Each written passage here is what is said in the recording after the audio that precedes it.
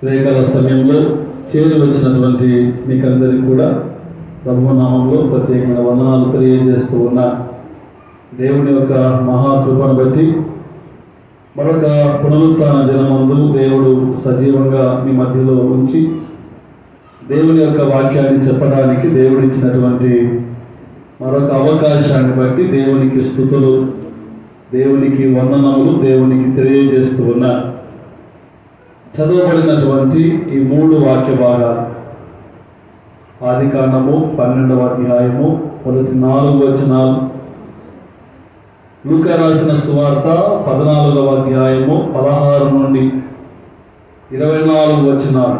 ఈ 2 వాక్య భాగాలలో మనము చూస్తే, ఒకటి ఆదికాండంలో అబ్రహాము యొక్క పిలుపు మనం చూస్తాం. రెండవదిగా ఒక విందు యజమానుని గురించి అక్కడ మనకు రాయబడి ఉంది. అంటే విందును ఏర్పాటు చేస్తూ ఉన్నా అందరూ రండి అని పిలిచినప్పుడు వాళ్ళు వస్తాము అని చెప్పారు. కానీ ఆ విందు సిద్ధపడినప్పుడు, విందు రెడీగా ఉన్నప్పుడు, ఒక దాసుని పంపించినప్పుడు వాళ్ళు ఆ విందులోనికి రాకుండా వాళ్ళు సాకులు చెబుతూ ఉన్నారు. ఒకడేమో పొలం కొనుక్కున్నాను, నేను చూడటానికి వెళ్తా ఉన్నాను అని ఒకడంటే, మరొకడు నేను జతల ఎద్దు కొనుక్కున్నాను, వాటిని పరీక్షించ వెళ్తా ఉన్నానని మరొకడు నేను వివాహం చేసుకున్నాను కాబట్టి అక్కడికి నేను రాలి. ఈ 3 వ్యక్తులు మరి ఆ విందు యొక్క యజమానుని అవమానపరిచినట్లుగా, ఆ యజమానుడు పిలిచినటువంటి ఆ పిలుపునకు లేదా అతను ఇచ్చినటువంటి ఆహ్వానానికి వాళ్ళు ఆ యొక్క ఆహ్వానాన్ని త్రోసివేసినట్లుగా మనము ఈ 2 వాక్య భాగాలలో మనము చూస్తాం. ప్రియమైన వారులారా, దేవుడు కూడా మనందరినీ దేవుడు పిలుస్తూ ఉంటాడు.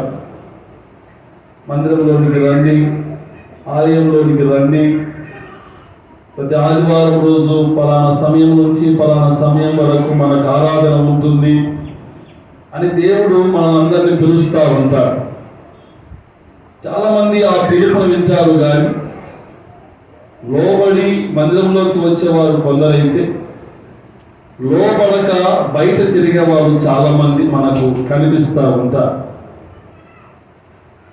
దేవుడు మనల్ని ఎందుకు పిలిచాడు అంటే, ఆశీర్వాదాలకు వారసులుగా ఉండటానికి దేవుడు నిన్ను నన్ను పిలిచాడు. ఆయన పిలుపును విన్నటువంటి మనము, ఆయన పిలుపునకు లోబడినటువంటి మనము, ఎప్పుడైతే ఆయన పిలుపుకు లోబడి ఆయన పిలిచిన వెంటనే మనం వెళుతామో లేదా లోపడతామో, వాటి ద్వారా మనము దీవించబడతాము అనేటువంటి విషయాన్ని మరి దేవుడు తన వాక్యం ద్వారా మనతో మాట్లాడుతూ ఉన్నాడు. ఈ పిలుపు అనేది మరొక మాటగా మనము చూస్తే ఆహ్వానము అనేది మనము ఈ 2 పదాలు ఒకేలాగా కనపడతాయి. ముఖ్యంగా మనము ఈ పెళ్లి కార్డులు కొట్టించేటువంటి సమయంలో వివాహ ఆహ్వానము అని పైన మెయిన్ దాంట్లో మనకు ఉంటుంది కదా. మనం అందరినీ వివాహానికి ఏం చేస్తాము, ఆహ్వానిస్తాము కదా. రండి మా కుమారుని యొక్క వివాహం, మా కుమార్తె యొక్క వివాహము అని మనం ఆహ్వానిస్తాం. మరి దేవుడు కూడా మనల్ని కూడా ఆహ్వానిస్తూ ఉన్నాడు, పిలుస్తూ ఉన్నాడు. నేను మిమ్మల్ని దీవిస్తాను, మిమ్మల్ని ఆశీర్వదిస్తాను, మిమ్మల్ని అనేకమైనటువంటి పట్టణాల మీద మీకు అధికారం ఇస్తాను అని దేవుడు మనల్ని పిలుస్తూ ఉన్నాడు. దేవుని యొక్క పిలుపునకు మనం లోబడి జీవించాలి. ప్రియమైన వారులారా, మరి దేవుని యొక్క వాక్యములో కూడా మరి దేవుడు కొంతమందిని పిలిచాడు. దేవుడు ఎవరిని పిలిచాడు, దేనికి పిలిచాడు, పిలిచినటువంటి వాళ్ళు మరి వచ్చారా రాలేదా, దేవుడు పిలిచినటువంటి పిలుపునకు లోపడిన వారికి ఏమొచ్చింది, లోపడిన వాళ్ళకి ఏమి కలిగింది, కొన్ని మాటలను దేవుని యొక్క వాక్యం ద్వారా మనము ఉదయకాల సమయంలో జ్ఞాపకం చేసుకుందాం. మొట్టమొదటిగా మనము చూస్తే దేవుడు ఒక వ్యక్తిని పిలుస్తూ ఉన్నారు. ఆదికాండము 7వ అధ్యాయము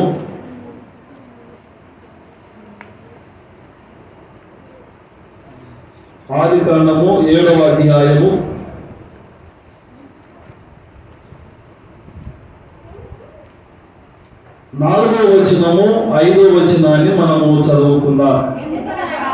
ఎందుకనగా ఇంకను 7 దినములకు నేను 40 పగళ్లను 40 రాత్రులను భూమి మీద వర్షము కురిపించి నేను చేసిన సమస్త జీవరాశులను భూమి మీద ఉండకుండా తుడిచివేదునని నోవాహుతో చెప్పారు. 6వ అధ్యాయము 7వ వచనాన్ని కూడా చదువుకున్నాను. అప్పుడు యెహోవా నేను సృజించిన నరులతో కూడా జంతువులను, పురుగులను, ఆకాశ పక్షులను భూమి మీద ఉండకుండా తుడిచివేయుదును. ఏలయనగా నేను వారిని సృష్టించినందుకు సంతాపము నొంది ఉన్నాను నేను. అయితే నోవాహు యెహోవా దృష్టి యందు కృప పొందిన వాడాయను కదా. ఇక్కడ దేవుడు నోవాహును పిలుస్తూ ఉన్నారు. ఎందుకోసం పిలుస్తా ఉన్నారు అని అంటే మానవుల పాపము విషయమై దేవుడు నోవాహును పిలుస్తూ ఉన్నారు. ఎందుకు పిలుస్తా ఉన్నాడమ్మా? మానవుల పాపముల నిమిత్తమై. అంటే నోవాహు కాలంలో, అంటే ఆదాము అవ్వ వాళ్ళ సంతానం ప్రబలిన తర్వాత విస్తారమైనటువంటి పాపము వారి సంతానము వాళ్ళు చేస్తా ఉన్నారు. మరి దేవుడు నరులను చేసినందుకు దేవుడు పశ్చాత్తాపడి ఆ నరులందరి పాపముల విషయంలో దేవుడు నోవాహును పిలుస్తూ ఉన్నారు. నోవాహును పిలిచి ఏమంటా ఉన్నారు? నువ్వు సువార్త ప్రకటించు. నువ్వు దేవుని యొక్క సువార్త ప్రకటించి మరొక ప్రక్క ఓడగట్ట. 2 బాధ్యతలను దేవుడు నోవాహుకు అప్పగించాడు. ఒక బాధ్యత ఏంటి అంటే సువార్త ప్రకటించాలి. ఏంటి సువార్త ప్రకటించాలా? దేవుడు ఈ భూమి మీదికి జలప్రలయాన్ని దేవుడు సృష్టించబోతా ఉన్నాడు. మీరందరూ కూడా చనిపోతారు కాబట్టి నా మాట విని నేను కట్టించేటువంటి ఓడలోనికి ఎవరైతే వెళుతారో వాళ్ళందరూ కూడా రక్షించబడతారు. ఆ ఓడలోనికి వెళ్ళని వాళ్ళందరూ కూడా దేవుని యొక్క జలప్రలయము ద్వారా అందరూ కొట్టుకొని పోతారు అనేటువంటి ఒక సువార్త నినాదము నోవాహు కాలంలో దేవుడు మొదలు పెట్టాడు. ప్రియమైన దేవుని బిడ్డలారా, వర్షం లేనటువంటి దినాలలో, వాన లేనటువంటి దినాలలో నోవాహు దేవుడు పిలిచినటువంటి పిలుపునకు లోబడి విశ్వాసముతో నోవాహు ఓడగట్టాడు. మరి ఎంతమంది వెళ్ళారు, ఎంతమంది వెళ్ళలేదు అని మన వాక్యంలో చూస్తే కేవలము 8 మంది మాత్రమే ఆ ఓడలోనికి వెళ్ళారు. మిగతా వాళ్ళందరూ కూడా ఈ జలప్రలయము ద్వారా అందరూ కూడా కొట్టుకొని పోయారు. క్రైస్తవులు అనేవాళ్ళు, ప్రేమైన వారులారా, నోవాహు దినంలో ఏ రీతిగా త్రాగుతూ, తింటూ, కూర్చుంటూ, లేస్తూ ఏ రీతిగా ఉంటా ఉన్నారు, ఈ దినాలలో దేవుడు నిన్ను ఆహ్వానిస్తూ ఉన్నాడు, నిన్ను పిలుస్తూ ఉన్నాడు. ఎందుకు పిలుస్తా ఉన్నాడు అని అంటే నీ పాపపు స్థితిలో నుండి నువ్వు బయటికి రావాలి అని దేవుడు నిన్ను పిలుస్తా ఉన్నాడు. లోకంలో ఉన్నావు, లోకంలో ఉన్నటువంటి పాపంలో ఉన్నావు కాబట్టి ఆ లోకంలో నుండి దేవుడు మనలందరినీ ఆశీర్వాదాలకు కర్త అనేటువంటి దేవుని వైపుకు మళ్ళాలి అని దేవుడు ఆశపడుతూ ఉన్నాడు. మరి ప్రేమైన వారులారా, మనం ఎక్కడ ఉంటా ఉన్నాము, ఏమి చేస్తా ఉన్నాము, దేన్ని మనము అంగీకరిస్తూ ఉన్నాము, దేనిని మనం తునీకరిస్తా ఉన్నాము అనేది మనము చూస్తే, యాకోబు రాసినటువంటి పత్రిక 4వ అధ్యాయము, యాకోబు రాసిన పత్రిక 4వ అధ్యాయము 4వ వచనాన్ని మనము చదువుకుందాం. ఈ లోక స్నేహము దేవునితో వైరమని మీరు ఎరగరా? కాబట్టి ఎవరు ఈ లోకముతో స్నేహము చేయకూడదు, వారు దేవునికి ఏమవుతారంట? శత్రువు అవుతారు. ఎవరైతే లోకమును ప్రేమిస్తారో, ఎవరైతే లోకము కొరకు వెంటబడుతారో, ఎవరైతే లోకము కొరకు పరిగెత్తుతారో, వాళ్ళు దేవునికి ఏమవుతారంట? శత్రువులు అవుతారు. మనం దేవునికి శత్రువులుగా ఉంటే మరి మన మీద ఎటువంటి ఆపద ఉందో ఒకసారి మనము జ్ఞాపకం చేసుకోవాలి. దేవుని కనికరాన్ని మన మీద పెట్టుకోవాలి తప్ప దేవుని కోపాన్ని మన మీద ఎప్పుడు పెట్టుకోకూడదు. అది మనకు, మన కుటుంబాలకు, మన పిల్లలకు మంచిది కాదు. కాబట్టి ప్రేమైన దేవుని బిడ్డలారా, ఆనాడు నోవాహును దేవుడు పిలిచినప్పుడు దేవుని యొక్క పిలుపునకు నోవాహు లోపడ్డాడు కాబట్టి తన కుటుంబం అంతా కూడా రక్షించబడింది. లోపడిన వాళ్ళందరూ కూడా జలప్రలయం ద్వారా దేవుడు నాశనం చేయబడింది. ఆ కాలంలో మనం ఎలాగ ఉండాలా? దేవుని యొక్క పిలుపుకు లోబడి మనం ఉండాలి. అది మొట్టమొదటిగా మనము జ్ఞాపకం చేసుకోవాలంటే, దేవుడు నోవాహును పిలిచాడు. పిలిచినటువంటి దేవుడు నోవాహు చేత ఓడ కట్టించాడు. ఆ ఓడలోనికి వెళ్ళిన వాళ్ళందరూ కూడా రక్షించబడ్డారు. ఓడ అనగా సంఘము అనేది జ్ఞాపకం చేసుకో. నువ్వు సంఘంలోనికి వచ్చినప్పుడు నియమించబడతావు, సంఘంలోనికి వచ్చినప్పుడు ఆశ్రయించబడతావు, సంఘంలోనికి వచ్చినప్పుడు దేవుని ద్వారా ఆశీర్వాదాలను పొందుకుంటావు. నోవాహు కుటుంబాన్ని దేవుడు ఓడలో రక్షించినట్లుగా నీ కుటుంబము అనేటువంటి సంఘము అనేటువంటి ఓడలోనికి వచ్చినప్పుడు నీ కుటుంబం కూడా ఏం చేయబడుతుంది? రక్షించబడుతుంది. అంటే ప్రతి ఆదివారం రోజు తప్పకుండా భార్య, భర్త, పిల్లలు ఎక్కడ చేరాలా? దేవుని యొక్క ఆలయంలోనికి చేరాలి. వాళ్ళు దేవుని యొక్క ఆలయంలో ఉంటేనే వారికి క్షేమం. బయట ఉంటే వారికి ఆపద, వారి మీద దేవుని యొక్క కోపం వారి మీదికి వస్తుంది కదండి. దేవుని కోపము మన మీదికి రాకుండా ఉండాలి అని అంటే దేవుడు ఓడ అనేటువంటి సంఘంలో మనం అందరము కూడా ప్రతి ఆదివారము చేర్చబడాలా. అది మొట్టమొదటిగా దేవుడు జ్ఞాపకము చేస్తూ ఉన్నారు. దేవుడు ఎవరిని ఆహ్వానించాడమ్మా? నోవాహును ఆహ్వానించాడు కదా. దేవుడు నోవాహును పిలిచాడు. ఎందుకోసం పిలిచాడు?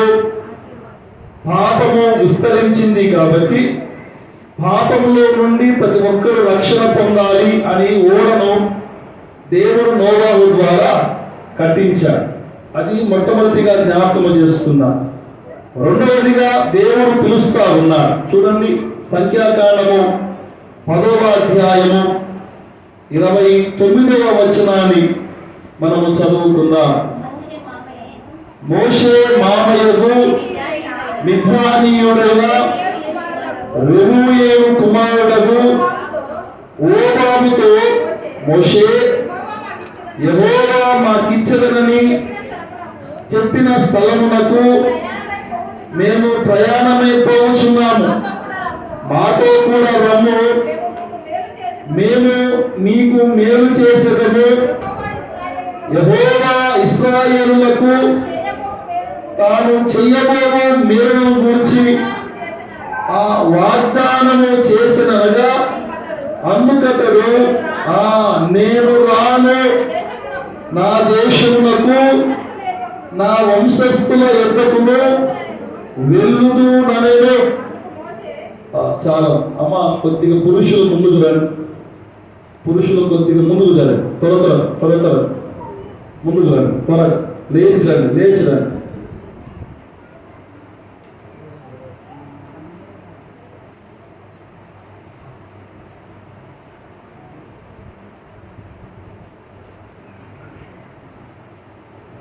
ప్రేమైన వారులారా, ఇక్కడ మోషే ఒక వ్యక్తిని పిలుస్తా ఉన్నారు. ఎవరు ఆ వ్యక్తి? మోషే మామ మిథ్యాయేలుడైన రెయూయేలు కుమారుడకు హోబాబుతో మోషే ఏమంటా ఉన్నారు? అయ్యా, మామ కొడుకు ఏమవుతాడు? చెప్పాలా? మామ కొడుకు ఏమవుతాడు? బామతో హోబాబుతో అంటా ఉన్నాడు మోషే, అయ్యా, మేము వాగ్దాన భూమిలోనికి వెళుతా ఉన్నాము. దేవుడు మాకు పాలు తేనెలు ప్రవహించు ప్రాంతంలోని మమ్మల్ని తీసుకొని పోతా ఉన్నాడు. నువ్వు కూడా మాతో ప్రయాణమే వస్తే దేవుడు నీకు కూడా మేలు చేస్తాడు, నువ్వు కూడా మాతో కలిసి రా అని హోబాబుతో అన్నప్పుడు, మరి దేవుడి యొక్క మోషే యొక్క పిలుపును పొందుకున్నటువంటి హోబాబు ఏమంటా ఉన్నాడు అంటే, నేను రాను అంటా ఉన్నాడు. అయ్యా, మాతో కలిసినా నీకు విస్తారమైనటువంటి ఆశీర్వాదాలు ఉన్నాయి, విస్తారమైనటువంటి దీవెనలు మనకు ముందుగా ఉన్నాయి. నీ యొక్క దేశము, నీ యొక్క తల్లిదండ్రులు అందరూ కూడా అన్యులే, నీ స్నేహితులు అందరూ కూడా అన్యులే. దేవుడు ఎవరో తెలియనటువంటి వ్యక్తులతో నువ్వు సహవాసము చేస్తా ఉన్నావు. ఓ బాబు, నువ్వు లోక సహవాసాన్ని వదిలిపెట్టి మాతో సహవాసము చేయి, మాతో కలిసి రా అని మోషే హోబాబుతో పిలిచినప్పుడు హోబాబు అంటా ఉన్నాడు, నేను రాను అంటా ఉన్నాడు. చాలా మంది చెడ్డవాళ్ళు మంచి వాళ్ళతో కలిసి స్నేహం చేయటానికి ఆలోచన చేస్తారు. చెడ్డవాడు చెడ్డవాడితోనే స్నేహం చేస్తారు, మంచివాళ్ళు మంచి వాళ్ళతోనే స్నేహము చేస్తారు. కానీ దేవుని యొక్క వాక్యం సెలవిస్తా ఉంది, చెడ్డవాళ్ళు కూడా దేవుని పిల్లలతో స్నేహం చేసినప్పుడు, చెడ్డవాళ్ళు కూడా దేవుని యొక్క పిల్లలతో కలిసి ఉన్నప్పుడు, ఈ మంచివారికి ఉన్నటువంటి ఆశీర్వాదాలు దేవుడు చెడ్డవారికి కూడా ఇస్తాను అని వాగ్దానం ఇస్తా ఉన్నారు. అని మన పిల్లలు ఏం చేస్తా ఉన్నారు అని అంటే, ఈ దినాలలో మన పిల్లలు ఎవరితో సహవాసము చేస్తా ఉన్నారు అంటే చెడ్డవారితో సహవాసము చేస్తా ఉన్నారు. మన పిల్లలు మందిరానికి వచ్చే వారితో సహవాసము చేయడం లే. ఎవరితో సహవాసం చేస్తా ఉన్నారు? మందిరానికి రాని వారితో సహవాసం చేస్తా ఉన్నారు. కాబట్టి వాడు మందిరానికి రాడు, పోయే వారిని కూడా మందిరంలోకి పోనీయడం లే. మనోడు వాణ్ణే నమ్ముతా ఉన్నాడు, వానికే ఫోన్ చేస్తా, ఆదివారం కాగానే చర్చికి వెళ్దాం అని అంటే వాడు చర్చికి వద్దు, పలానా స్థలంలో క్రికెట్ ఆడుతూ ఉన్నారు, మనం దేవుడి కంటే క్రికెట్ ఆడితే మంచిది అని ఈ మంచివాడు చెడ్డవాడితో స్నేహం చేయడం ద్వారా వీరిలో ఉన్నటువంటి మంచి ఏమైపోతుంది అంటే రాను రాను చెడ్డగా అయిపోయి వీడు కూడా చెడ్డవాడిగా మారుతా ఉన్నాడు. ఈరోజు చాలా కుటుంబాలలో ఉన్నటువంటి సమస్య ఏంటి అని అంటే, మీ పిల్లలు దేవుని పిల్లలతో సహవాసం చేయాలా, మీ పిల్లలు దేవుని మందిరానికి వెళ్ళేటువంటి వారితో సహవాసము చేయాలా, మీ పిల్లలు దేవుని యొక్క ఆలయంలోకి వెళ్ళే వారితో మీ పిల్లలు కలిసి మాట్లాడాలి. మీ పిల్లలు ఎవరితో వెళ్తా ఉన్నారో, ఎవరితో ఆడుతా ఉన్నారో, ఎవరితో కూర్చుంటా ఉన్నారో, ఎవరితో ఏం మాట్లాడుతూ ఉన్నారో మీరు తప్పకుండా ఒక కన్ను మీ పిల్లల మీద వేసుకోవాలి కదా. ప్రేమైన దేవుని బిడ్డలారా, మనకు ఈరోజు మంచి స్నేహితుల కంటే చెడ్డ స్నేహితులే మనకు ఎక్కువ అవుతా ఉన్నారు. అంటే ఎవరు మంచి స్నేహితుడు అని వాక్యం సెలవిస్తా ఉంది అంటే, నిజమైన స్నేహితుడు విడవక ప్రేమించు కదా. నిజమైన స్నేహితుడు నువ్వు తప్పు చేస్తావంటే ఇది తప్పు అని నిన్ను కొట్టేవాడు నీకు స్నేహితుడు. నువ్వు తప్పు చేస్తా ఉంటే ఇంకొక తప్పు చెయ్యు అనేవాడు నీ స్నేహితుడు ఎప్పుడు కాదు. మేలును కోరి స్నేహితుడు గాయము చేస్తాడంట. పగవాడు లెక్కలేని ముద్దులు పెడతాడంట. అంటే నీ మేలు కోరినటువంటి స్నేహితుడు నిన్ను కొట్టేనా సరే వాడు నిన్ను మంచి స్థితిలోనికి తీసుకొని రావటానికి ప్రయత్నం చేస్తాడు. ప్రేమైన వారులారా, మనం ఎందుకు చెడ్డవారితో స్నేహం చేయకూడదు, మంచి వారితోనే మనం స్నేహం చేయాలి అని ఎందుకు చెబుతా ఉన్నాను అంటే ఒక ఉదాహరణ నేను జ్ఞాపకం చేస్తాను. ప్రేమైన వారులారా, సమూయేలు 2వ గ్రంథము 13వ అధ్యాయము 1వ వచనాన్ని మనము చదువుకుందాం. తర్వాత దావీదు కుమారులకు అబ్షాలోమునకు తామారు అని ఒక సుందరవతియగు సహోదరి ఉండగా దావీదు కుమారులకు అమ్నోను ఆమెను మోహించెను. ఇప్పుడు దావీదు కుమారుడుకు అబ్షాలోముకు బిడ్డ ఉంది. అలాగే దావీదు కుమారుడు మరొక కుమారుడు అమ్నోను ఉన్నాడు. ఏమా, దావీదు కుమారుని బిడ్డ దావీదు కుమారునికి ఏమవుతుంది చెప్పాలి? నాకు తెలియదు, మీరు చెప్తే నేను నేర్చుకుంటాను. దావీదు కుమారుని బిడ్డ దావీదు కుమారునికి ఏమవుతుంది చెప్పాలి? నేను మరొకసారి చెప్తా ఉన్నా. దావీదు కొడుకు బిడ్డ దావీదు కొడుకుకి ఏమవుతారు? ఏమవుతుందమ్మా? బిడ్డ అవుతుంది కదా. ఈ తండ్రి బిడ్డను ఏం చేయాలా? అన్న బిడ్డ కదా, అన్న బిడ్డను ఏం చేయాలా? సొంత బిడ్డలాగా ప్రేమించాలి. కానీ వీడేం చేస్తా ఉన్నాడు అంటే ఆమె మీద మనసు అన్నారు. ఎవరి మీద? బిడ్డ మీద మనసు అన్నారు. బిడ్డ మీద మనసు పడి ఆమెను ఎలాగోలా చెరపాలి అని ఒక ఆలోచన చేసి అన్నం తినకుండా ఈ అన్నగారు ఏం చేస్తా ఉన్నారంట? శరీరాన్ని పాడు చేసుకుంటా ఉన్నారంట. అన్నం తినక, ఏమి తినక, నీళ్లు తాగక వీరు శరీరాన్ని పాడు చేసుకుంటా ఉంటే ఈ అమ్మానుకు కొంతమంది స్నేహితులు ఉన్నారు. ఈ స్నేహితులు పోయి, ఎందుకు ఇట్లా తయారవుతా ఉన్నావు, ఎందుకు సన్నగా అవుతా ఉన్నావు, ఎందుకు అన్నం తినడంలా అని స్నేహితులు అడిగితే ఈ అమ్మోను అంటా ఉన్నాడు, నా అన్న కూతురు నాకు కావాలి అని చెప్పగానే ఫ్రెండ్స్ ఏం చేయాలా? ఒరే తప్పురా, నీ బిడ్డ కాకపోయినా వరుసగా ఏమవుతుంది? బిడ్డ అవుతుంది. నువ్వు నీ బిడ్డను ఆ వేషపు చూపులతో చూడకూడదు. నీ బిడ్డను నువ్వు ఏం చేయాలా? ప్రేమించాలా అని గద్దించాల్సినటువంటి స్నేహితులు ఈ అమ్మాయికి ఒక ఆలోచన చేస్తా ఉన్నారు. ఏంటి ఆలోచన? నీకు జ్వరం వచ్చిందని పడుకో, మీ నాన్నను దావీదును పిలిచి నాకు తామారు ద్వారా భోజనం తీసుకొని నా గదిలోకి తీసుకొని రావాలా అని నువ్వు మీ నాన్న అడుగు.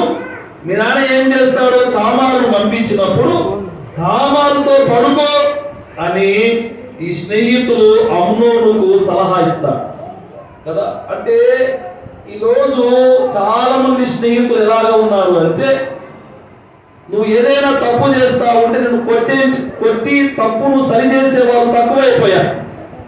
తప్పు చేస్తా ఉంటే ఇంకా తప్పు చేయమని ప్రోత్సహించే వాళ్ళు చాలా మంది స్నేహితులు ఎక్కువ అవుతా ఉన్నారు. అమ్నోను లాంటి ప్రేమైన వారులారా, వేషపు చూపులు చూసేటువంటి వాళ్ళు చాలా మంది ఉన్నారు. అమ్నోను లాగా అమ్నోను యొక్క స్నేహితులు చాలా మంది మీ పిల్లలకు కూడా కలిగి ఉన్నారు. జాగ్రత్త, దేవుని యొక్క వాక్యం సెలవిస్తా ఉంది. అమ్నోనును దేవుడు చంపేశాడు. అమ్నోనుతో పాటు అమ్నోను యొక్క స్నేహితులను కూడా దేవుడు చంపినట్లుగా దేవుని యొక్క వాక్యము సెలవిస్తా ఉంది. వాడికి ఎవరు కొడుకైనా సరే, మా నాన్న దావీదు కదా, మా నాన్న యథార్థమంతుడు కదా, మీ నాన్న యథార్థమంతుడైతే నువ్వు మంచిగా ఉండాలి. మీ నాన్న మంచివాడైతే మీ నాన్నకు ఆశీర్వాదం, నువ్వు మంచిగా ఉంటే నీకు ఆశీర్వాదాలు. కానీ మా నాన్న మంచిగా చేస్తా ఉన్నాడు, నేను ఎటు తిరిగినా సంబంధం లేదు అన్నట్టుగా మనము ఉండకూడదు. మీ నాన్న మంచిగా ఉంటే మీ నాన్న దీవించబడుతాడు, నువ్వు మంచిగా ఉంటే నువ్వు కూడా దీవించబడుతావు. ప్రియమైన వారు ద్వారా ఇక్కడ మోషే ఏం చేస్తా ఉన్నాడు అని అంటే, తన మామ కొడుకునైన ఆ బిడ్డను పిలిచినప్పుడు వారు లోపడక,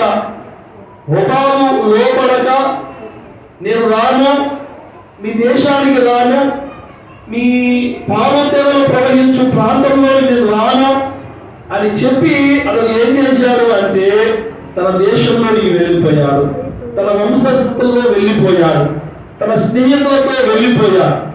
ఏం జరిగింది అని మన వాక్యంలో మనం చూస్తే, వాడు వెళ్ళినటువంటి 3వ దినమున దేవుని కోపము వారి మీద రగులుకొని అగ్ని చేత వాళ్ళందరూ ఏం చేయబడ్డారంట, దహించబడ్డారు అని దేవుని యొక్క వాక్యము సెలవిస్తా ఉంది. చూడండి, 11వ సంఖ్యాకాండము 11వ అధ్యాయము 1వ వచనాన్ని చదువుకుందా. జనులు ఆయాసముల గురించి సనుక్కొనుచుండగా అది యెహోవాకు వినపడెను. యెహోవా దాన్ని విన్నప్పుడు ఆయన కోపము రగులుకొనెను. యెహోవా అగ్ని వారిలో రగులుకొని ఆ పాలెంలో ఒక కొనను దహింపసాగెను.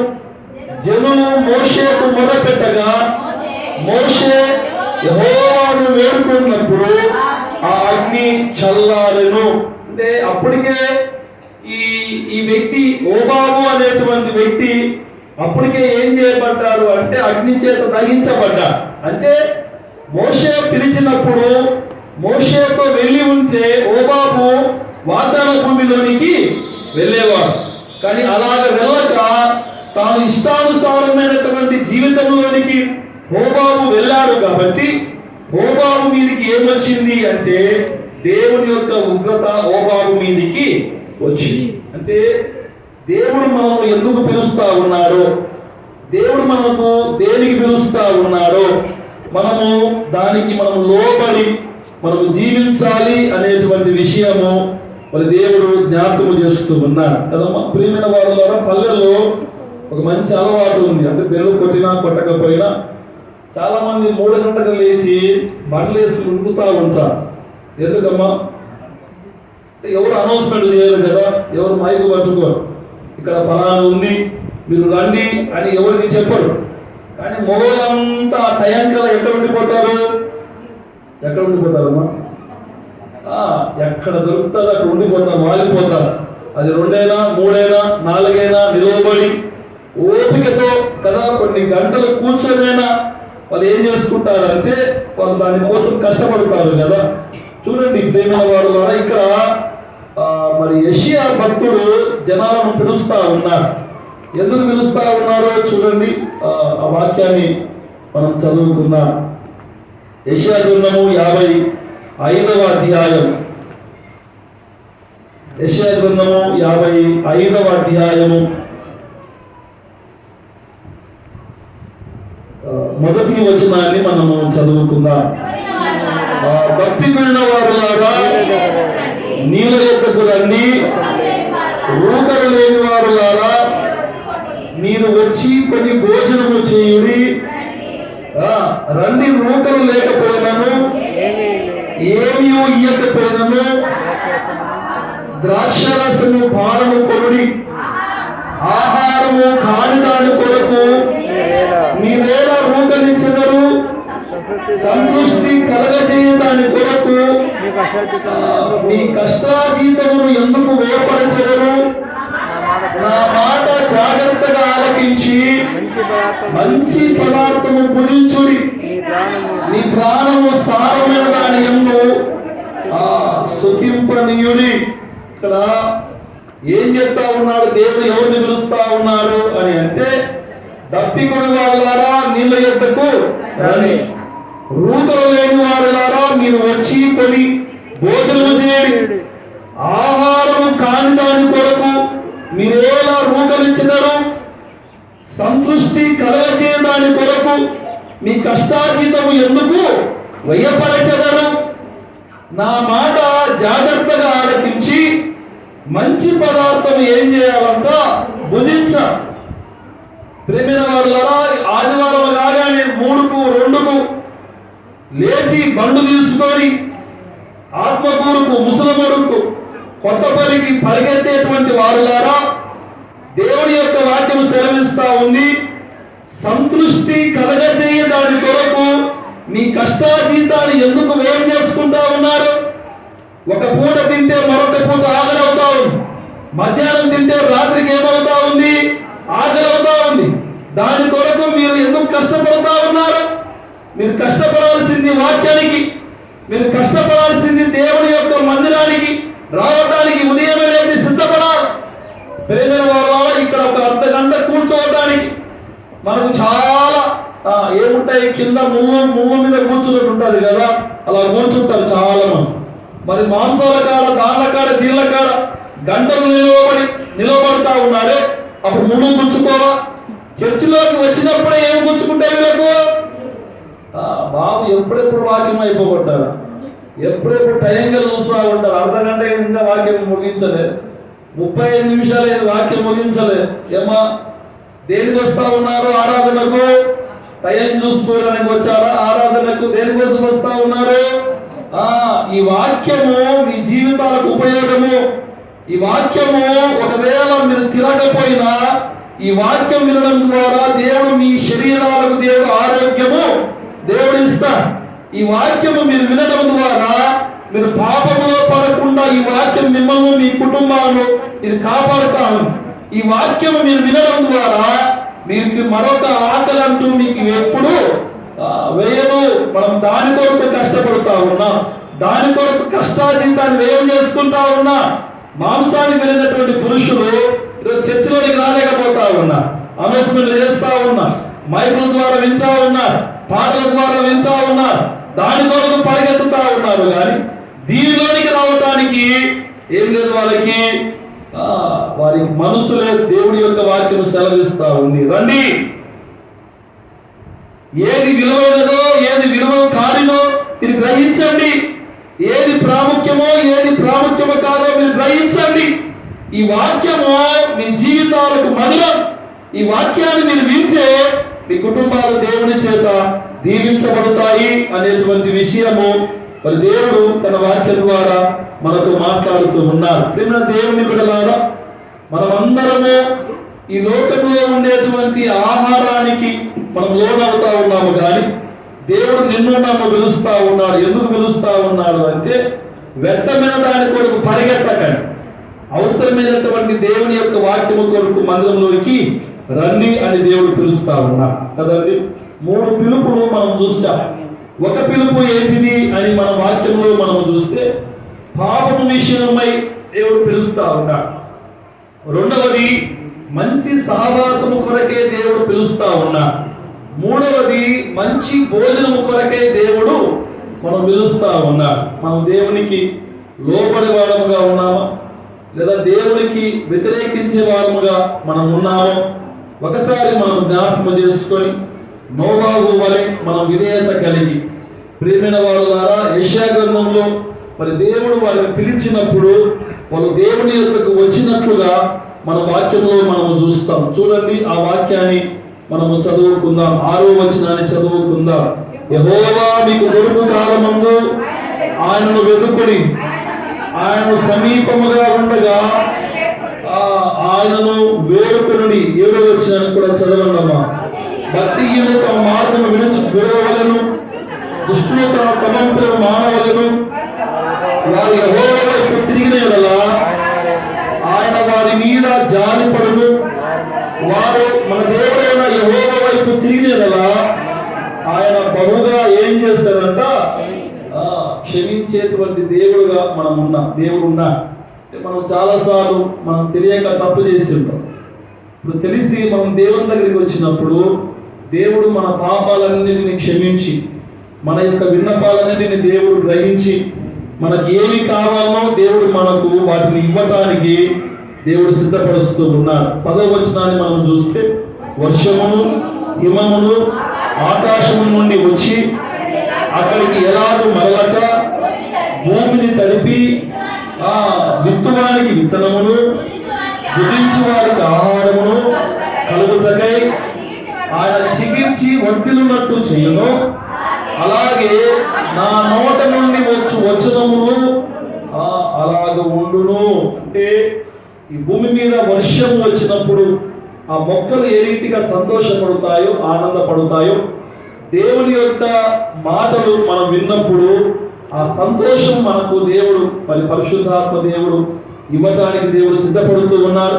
ఉదయకాల సమయంలో మనము కూడా దేవుడు పిలిచినప్పుడు అబ్రహాము వలె లోబడి, దేవుడు పిలిచినప్పుడు నోవాహు వలె లోబడి, దేవుడు పిలిచినప్పుడు యెషయా ప్రవక్త ఏ రీతిగా అక్కడ ఉన్నటువంటి జనాలందరూ లోబడ్డారు, మనము కూడా దేవునికి లోబడి అన్ని విషయాలలో దేవునికి విధేయత కలిగి దేవుని ద్వారా మనము శ్రేష్టకరమైనటువంటి ఆశీర్వాదాలు మీరు, మీ కుటుంబాలు, మీ సంతానం పొందుకొని సంతోషంగా ఉండాలని ప్రభుత్వం నేను మనవి చేసుకుంటున్న కృప పరిశుద్ధాత్మ దేవుడు మనకందరికీ అనుగ్రహించును గాక. ఆమేన్.